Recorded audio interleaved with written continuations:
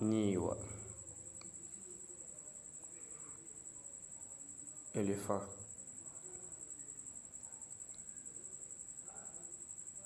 elephant,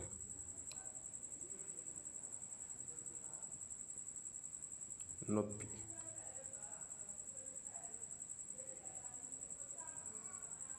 oreille,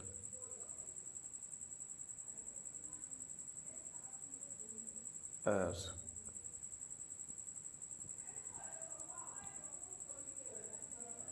o soodi puccu. Il a acheté un cheval. He has bought a horse. O soodi puccu.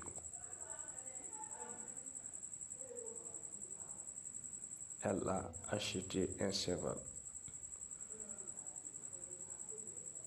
She has bought a horse.